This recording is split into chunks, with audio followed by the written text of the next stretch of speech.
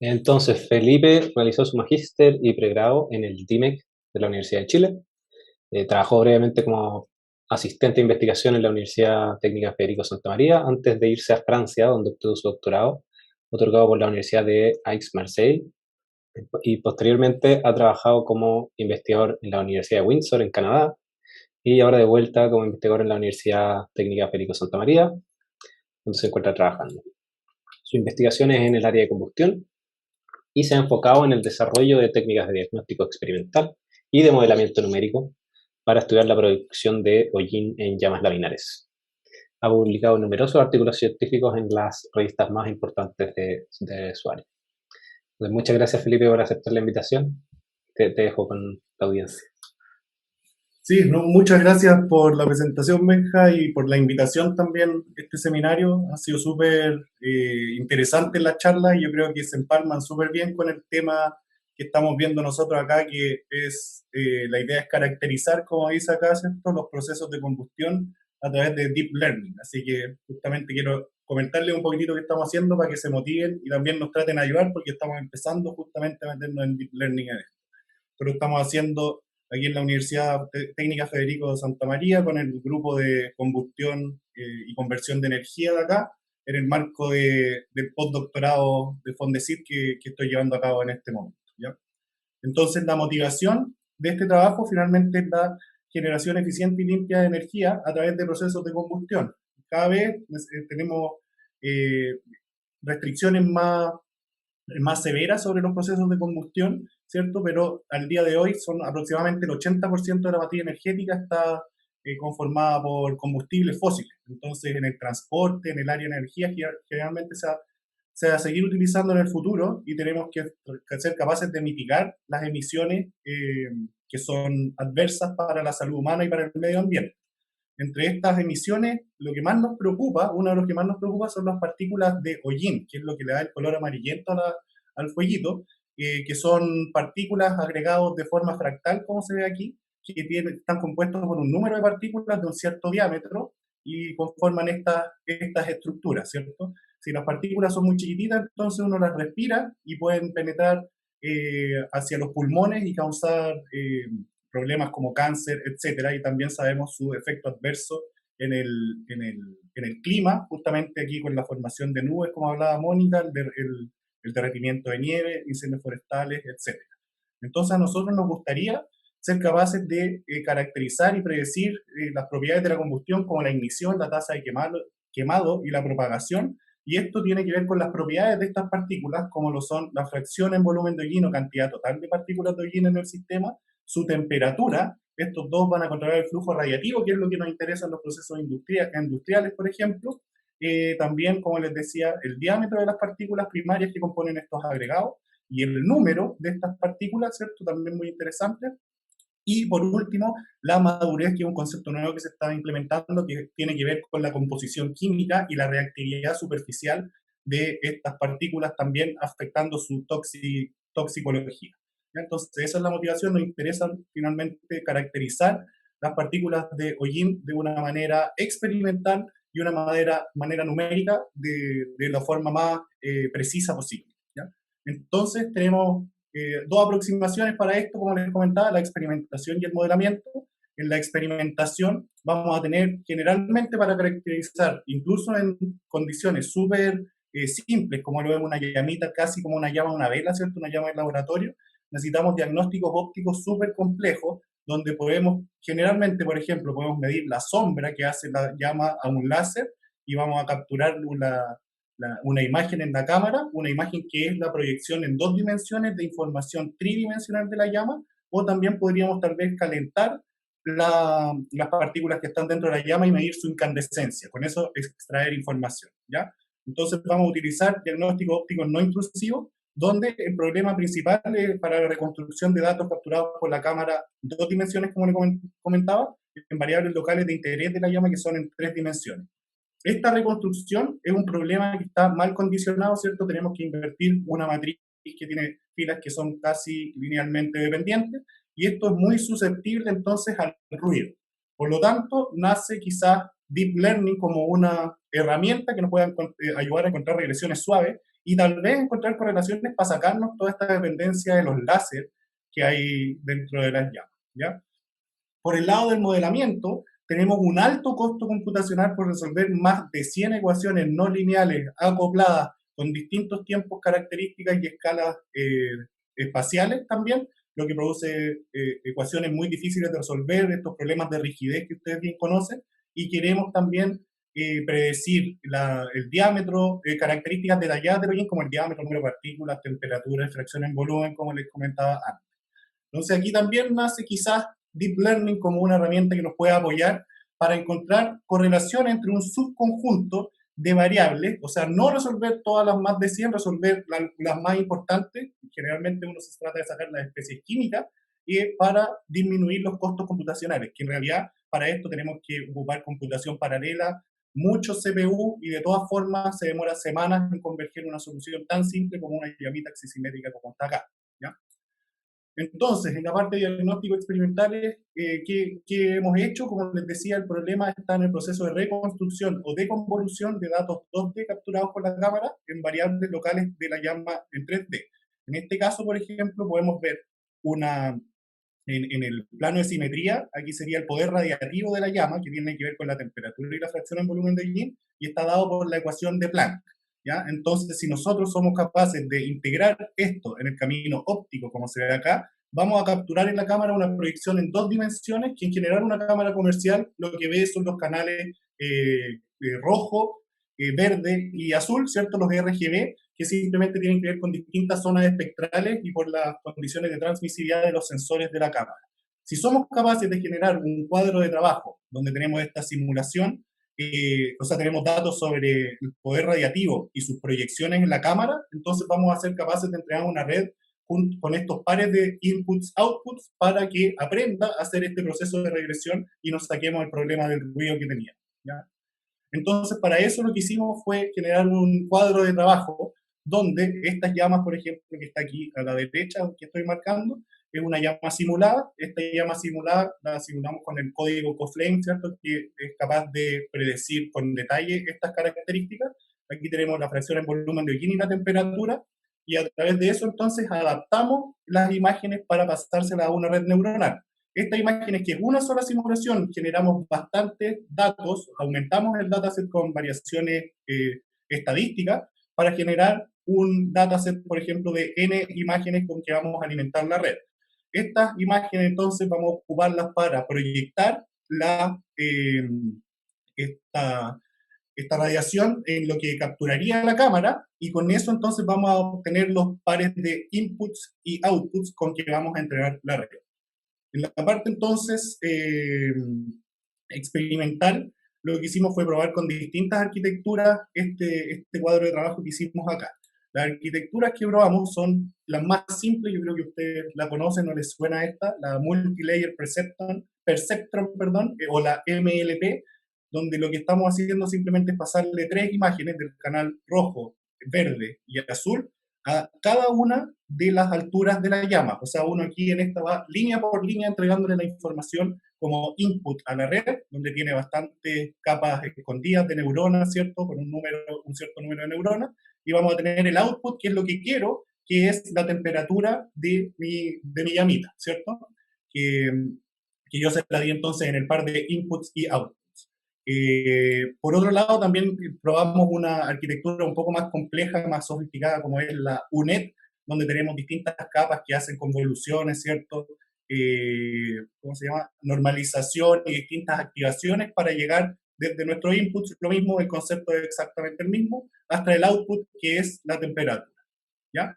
La diferencia mayor es que estas UNET o redes convolucionales, que es una red convolucional en este caso, tiene en cuenta la distribución espacial en 2 dimensiones de estas llamitas, y en cambio la otra va línea por línea, ¿ya?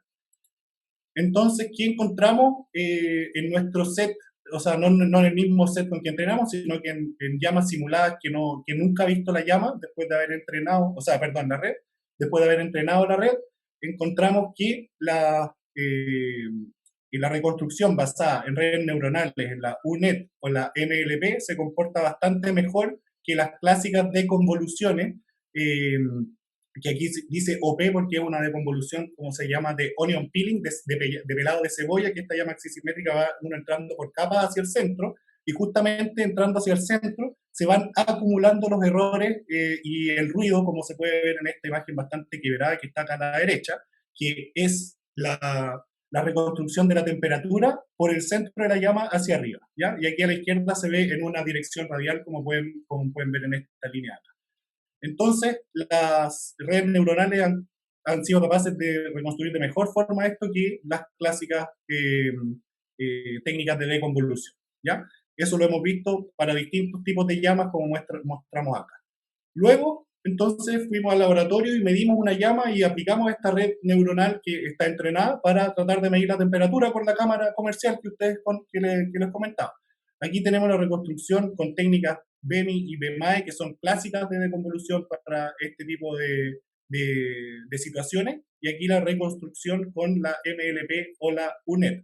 Aquí ya no tenemos una referencia para juzgar si la reconstrucción es buena o mala, pero sí podemos ver que por lo menos es más suave la con redes neuronales, y además podemos ver que los valores son bastante, tienen sentido físico, ¿ya? Así que son resultados alentados.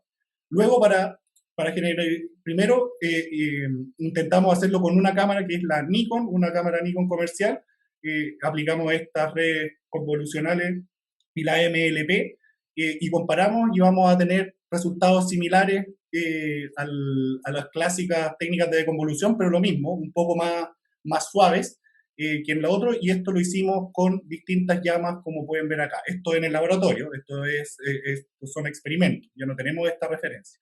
Y después, para generalizar un poquitito más, lo que hicimos fue con distintas cámaras, ahora ya tenemos una cámara de tipo Basler y una cámara Nikon, aplicando estos dos tipos de redes neuronales para reconstruir, en este caso, la temperatura. Podemos ver eh, comportamiento similar al que le he mostrado en los otros resultados, y también con resultados que se ven bastante físicamente correctos, ¿ya? Entonces, y bueno, y lo que más aporta es la reducción del ruido en la reconstrucción, sobre todo cuando uno se va por el centro de la llama, como les mostraba anteriormente, ¿ya?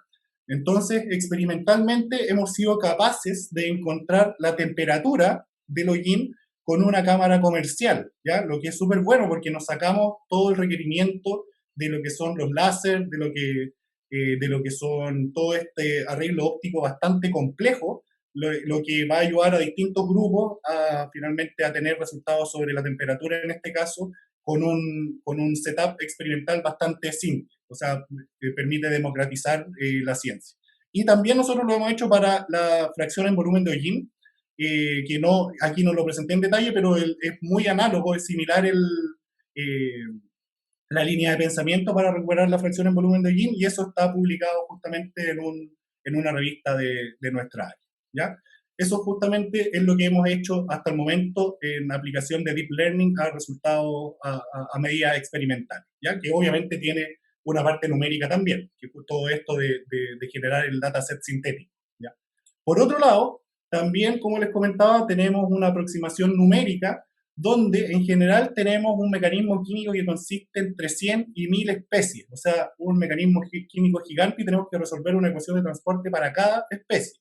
Entonces debemos resolver n ecuaciones no lineales acopladas de la especie, más 2 de momentum, más una de la conservación de masa que se transforma en corrección de presión, ¿cierto? Ustedes saben, más una de energía, más 70 con del hollín, no voy a entrar en detalle ahí, y todas son de la forma esta clásica, ¿cierto? Donde tienen el término transiente, el término convectivo o advectivo, la difusión y el término fuente, donde uno mete todo lo que no cabe en los otros términos, ¿cierto? Para las fracciones en masa, entonces, debemos resolver esta ecuación para fracciones en masa de cada una de las especies, de 1 hasta n, pero en realidad a nosotros no nos interesan todas las especies, nos interesan solo las que están relacionadas con la formación del hollín, que en general son moléculas policíclicas aromáticas o PAH, donde el más pequeño, por ejemplo, uno de los más pequeños y que se utiliza bastante es el pireno. También nos interesa el acetileno y otras que están aquí en esta parte, media oscura, como sabe acá, de formación de las primeras partículas incipientes del hollín. Entonces sería súper bueno que de las n especies sacáramos un subconjunto y con eso prediciéramos solo el pireno, por ejemplo, y no todas las que no nos interesan intermedias, reduciendo la dimensión. En un momento hemos hecho simulaciones simples en un reactor a presión constante, que es un y estamos utilizando este tipo de MLP, la más simple, como prueba de concepto, y usamos algunas especies como input de la red, además de variables importantes como la velocidad, la temperatura y la razón de equivalencia, ¿ya? Que controla el proceso de combustión. Estas, las que ocupamos, deben ser especies comunes con el mecanismo más pequeño, para si tenemos en este mecanismo pequeño una, una especie en común, podamos ser capaces de predecir también las tasas de producción de pireno, ¿ya? Entonces aquí está el mono de la situación que hemos creado.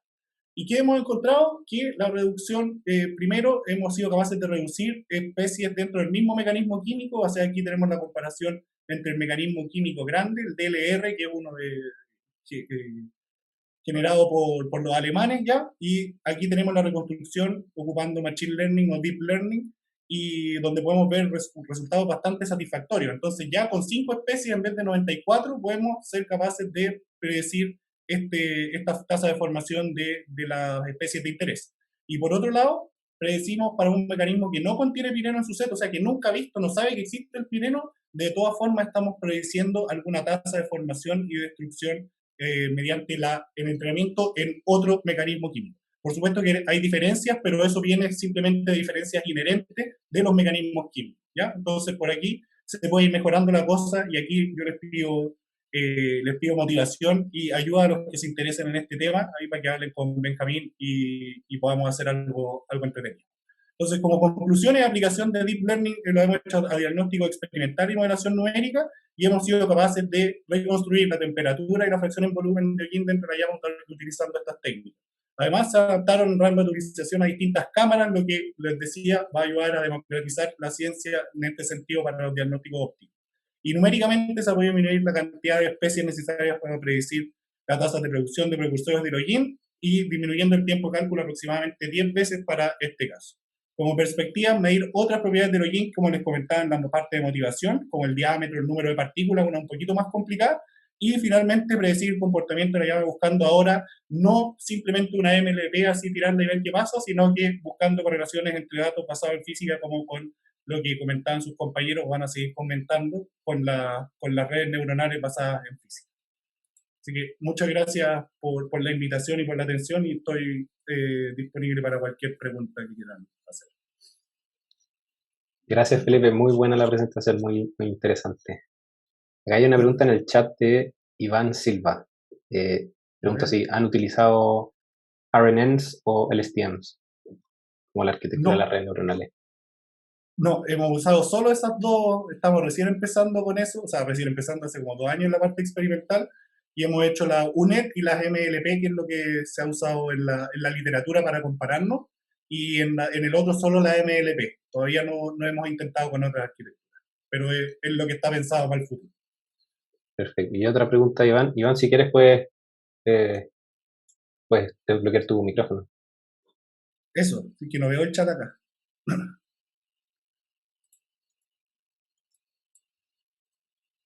No, puedo dejar de compartir tal vez. Está medio ocupado, no puedo hablar. Bueno, la puedo leer yo la pregunta. Dice, ¿qué tan adelante se logra el pronóstico?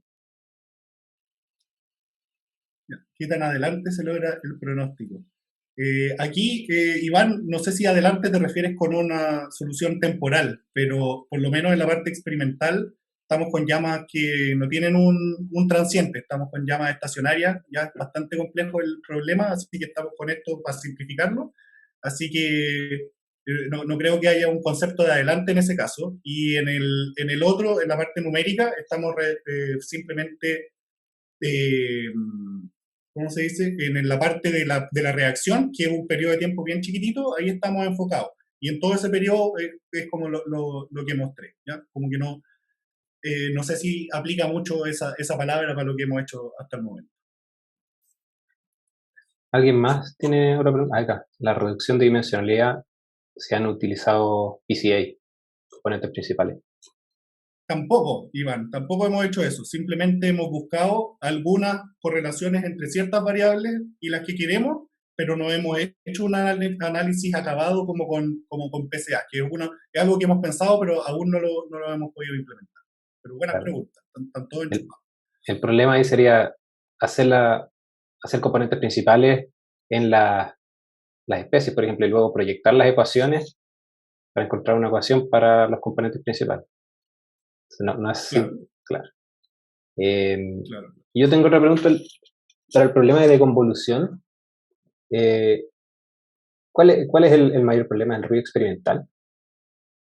Sí, el ruido experimental, finalmente cuando uno, como es esta geometría axisimétrica, cuando Ujú. uno lo transforma en una ecuación en coordenadas radiales, aparece una integral de Abel. Y esa integral de Abel es clásico problema de un sistema mal ill-posed o mal Ya, condicionado, como se llama. Y entonces ahí, con cualquier ruido, se amplifica mucho, sobre todo hacia el centro de la llama, y ese es un problema grande después para compararse con los modelos numéricos. Entonces, todos están tratando de suavizar de alguna forma, ya. se hacen métodos de regularización de tipo NOM que se usan, Ujú. pero ese parámetro de regularización no es fácil encontrarlo para todas A las líneas mano, de la llama de claro. la misma forma. Entonces uno Ya. lo hace medio a mano y las predicciones de distintos grupos son distintas, así que esto está tratando de saltarse todos esos pasos. Perfecto. ¿Y qué naturaleza es el ruido? No sé qué tipo de ruido es. ¿Como que te faltan píxeles a veces o están un poco corruptos los Pucha, valores? hay como que hay dos partes, porque de hecho se han hecho estudios que si es que uno tiene muchos píxeles y un poquito de ruido, es peor que si uno tiene menos píxeles con más Ya, o menos ruido, no recuerdo cómo era. Entonces, ahí está esas dos aristas y por el ruido finalmente es que primero tenemos que tener una señal sobre ruido alta, o sea, tenemos la señal del láser y la cámara y tiene que estar todo ajustado para que el fondo, por ejemplo, no haga mucho ruido y ujú, también tratamos de sacar el ruido con bastante imágenes promediadas en el tiempo, que finalmente es ya, estacionaria, pero la llama se mueve un poquitito. Pero de claro, todas formas, cualquier error se propaga rápido, ese es el problema. ya, buenísimo. Y tengo otra más, Además, que se probaron antes de los inputs y outputs de la red neuronal hacer alguna transformación, no sé, transformar Fourier o wavelets o le pasaron la foto así, ¿no? no hemos tratado, creo, si mal no recuerdo, no hemos tratado de hacer alguna transformación como la que tú Ya. dices, se lo pasamos como tal como la sacamos de la simulación del laboratorio. Ah, ya.